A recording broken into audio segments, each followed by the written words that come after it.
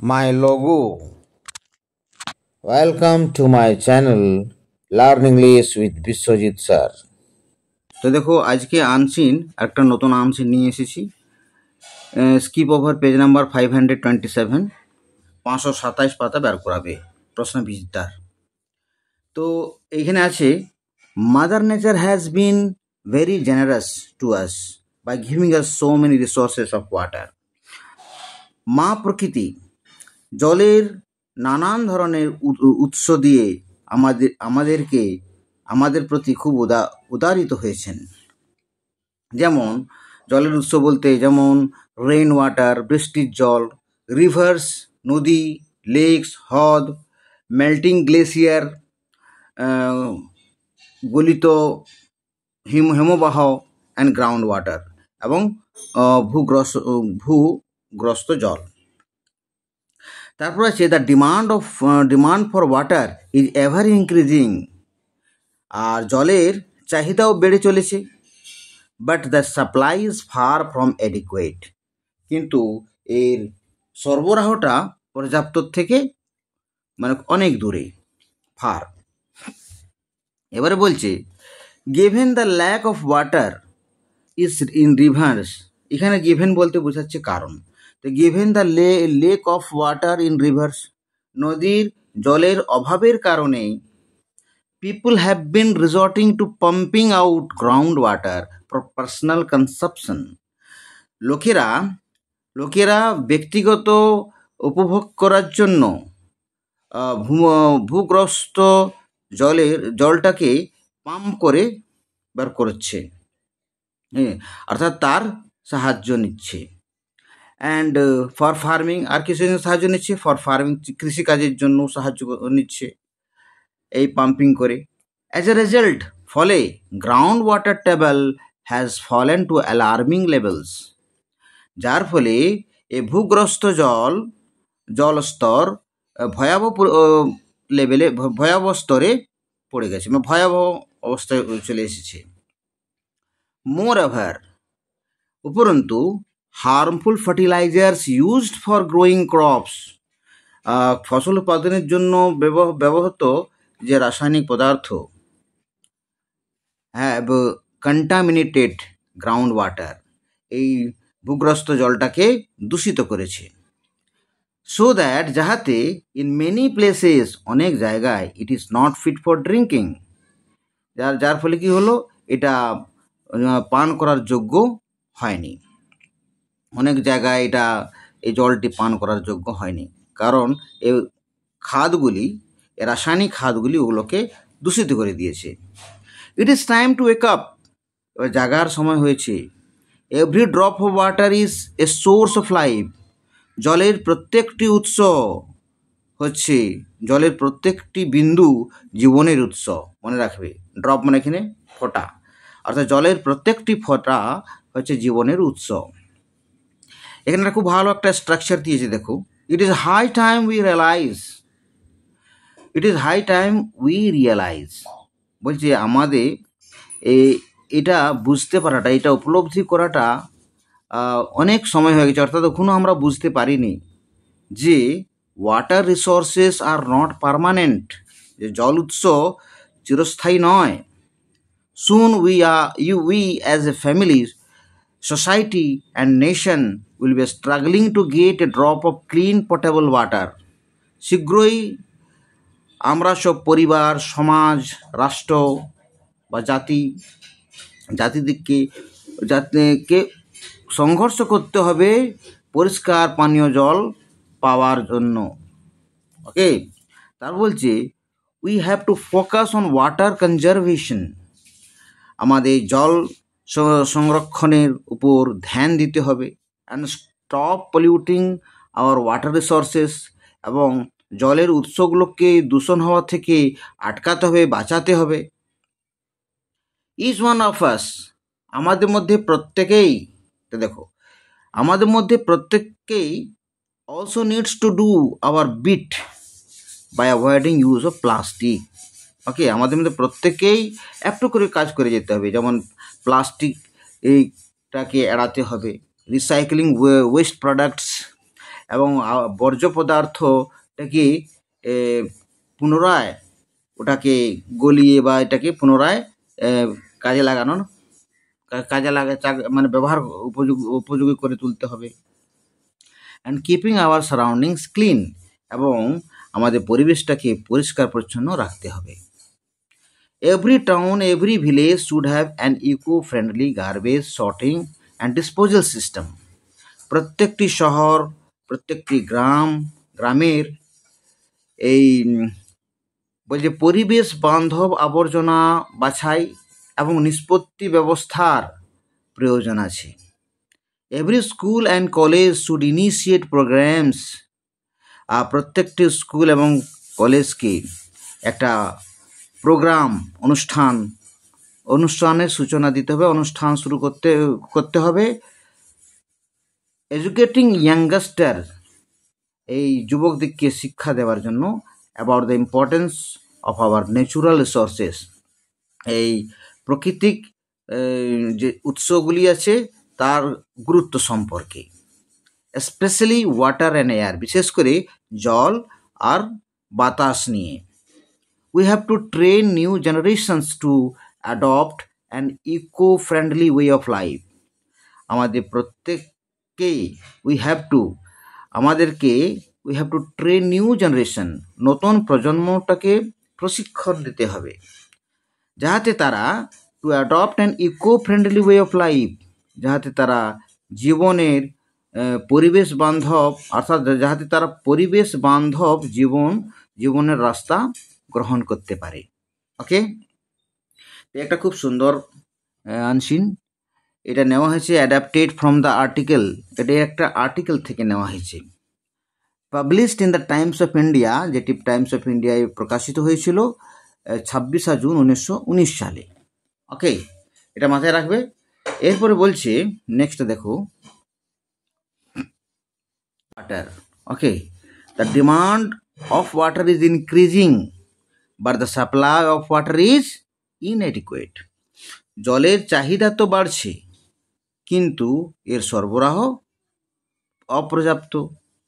People have been resorting to pumping out groundwater due to lack of water in the rivers. লোকেরা ভূগর্ভস্থ জল এই নদীর জলের অভাবে পাম্প করে বের করাবার সাহায্য নিচ্ছে।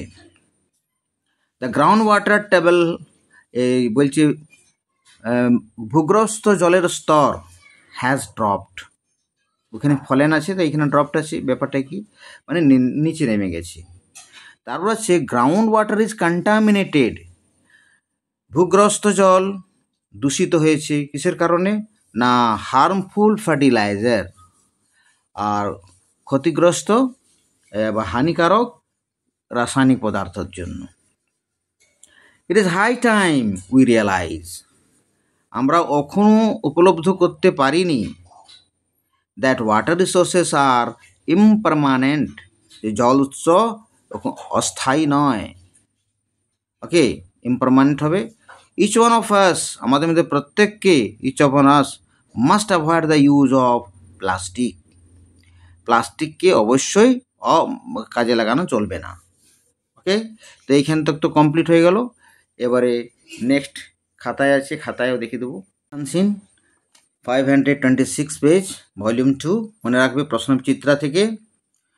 এবারে দেখো বলছে people have been resorting to pumping out ground water for construction work, বলছে লোকেরা নির্মাণ কাজের জন্য ভূগর্ভস্থ জলটাকে পাম্প করে বের করাবার সাহায্য নিয়ে আসছে বা নিচ্ছে না, এটা ফলস। কিসের জন্য নিয়ে আসছে না have been resorting to pumping out ground water for personal consumption and for farming, তো ব্যক্তিগত কাজের জন্য এবং কৃষি কাজের জন্য। ওকে, সাপোর্টিং স্টেটমেন্ট ঠিক হতে হবে। এবার দেখো, এবারে বলছে ওয়াটার ইজ ভ্যালুয়েবল, জল হচ্ছে মূল্যবান। It is source of life, এটি জীবনের উৎস। একদম কারেক্ট। তো এখানে সাপোর্টিং স্টেটমেন্ট ওইভাবে আসতে হবে, water is a sources of life, এটি জীবনের উৎস।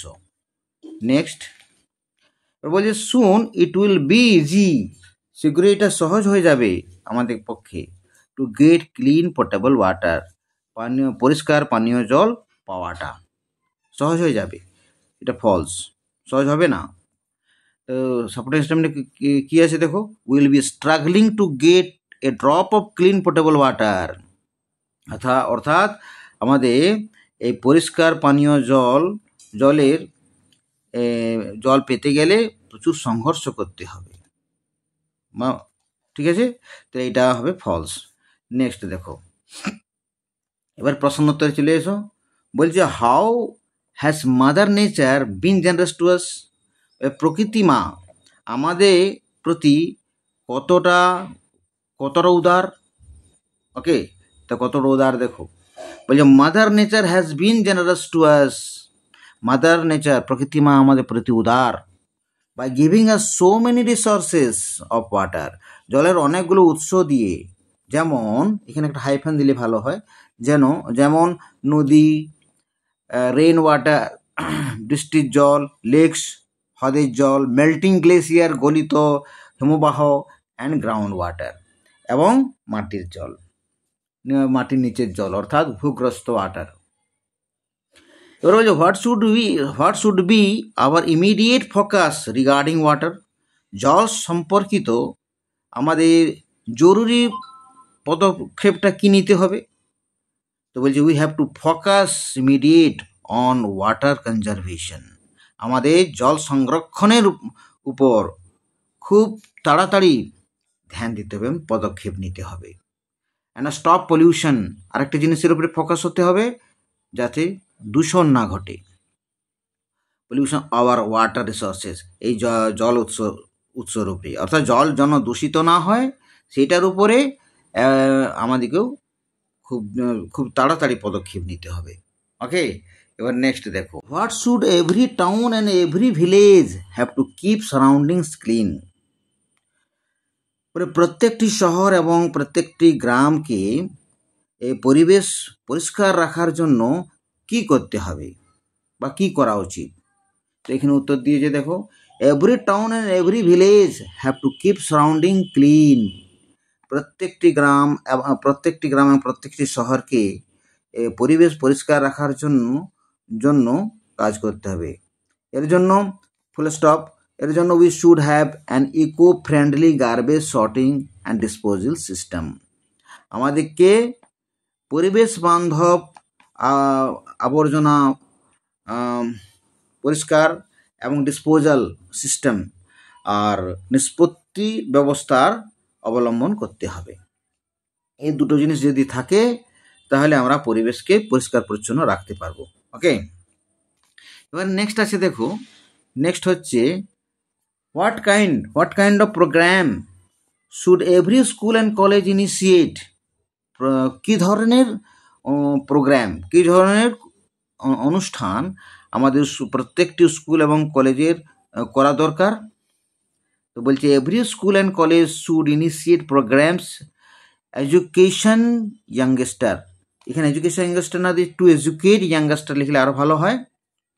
ওকে, তো টু এডুকেট ইয়াংস্টার মানে যুবকদিগকে শিক্ষিত করা, কি সম্পর্কে, about the importance of our natural resources specially water and air, আমাদের এই প্রকৃতির উৎসর গুরুত্বটাকে নিয়ে, বিশেষ করে জল এবং বাতাস, এই জল এবং বাতাসের গুরুত্বটাকে নিয়ে আমাদের এই যুবক, এই যে নতুন প্রজন্ম তাদেরকে জানাতে হবে, তাদেরকে শিক্ষিত করতে হবে। ওকে, এবারে আর last but not the least, যেমন আনসিনে থাকে ওয়ার্ড, তাহলে ওয়ার্ডটাকে দেখো খুব বিশেষ গুরুত্ব দেবে, কারণ ওয়ার্ড তো বুঝতেই পারছো ওয়ার্ড কত গুরুত্বপূর্ণ, ওয়ার্ড ছাড়া কোনো কিছুই করা যায় না। তো ওয়ার্ড বলছে এখানে কাইন্ড দেখবে প্যাসেজে জেনারাস আছে, কাইন্ড মানে দয়ালু আর জেনারাস মানে উদার, মানে কাছাকাছি হতে হবে। তাহলে আর অ্যাকচুয়ালি এটা সমার্থক শব্দ। তো ডিস্টার্বিং বিরক্ত করলে, অ্যালার্মিং মানে ভয়াবহ, তো ভয়াবহ এটা একটা বিরক্তর মতনই জিনিস আসছে। পলিউটেড দূষিত, কন্টামিনেটেড মানেও সংক্রমিত, এটাও মানে এক ধরনের দূষিতই হলো, তো সমার্থক থাকবে।